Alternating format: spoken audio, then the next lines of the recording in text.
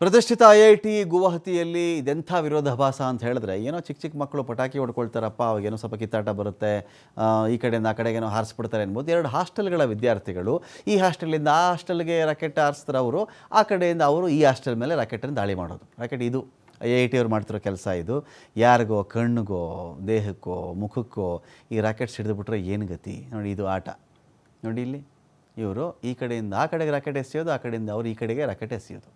IIT campus ಒಂದು war zone. ಕ್ಷಿಪಣಿಗಳು, ರಾಕೆಟ್ಗಳೆಲ್ಲ ಕ್ಷಿಪಣಿಗಳು ಉಡಾಯಿಸ್ತಾ ಇರೋದು ಇವರು ಈ ಕಡೆಯಿಂದ. ಪಟಾಕಿ ಥರ ಸೆಲೆಬ್ರೇಟ್ ಮಾಡಬೇಕು, ಓಕೆ. ಇದ್ರ ಮಧ್ಯದಲ್ಲಿ ಇನ್ಯಾರೋ ಓಡಾಡ್ತಾ ಇರ್ತಾರೆ, ಯಾರೋ ಬರ್ತಾರಲ್ಲಿ, ಅವ್ರಿಗೆ ಇದ್ರ ಅರಿವೇ ಇರಲ್ಲ.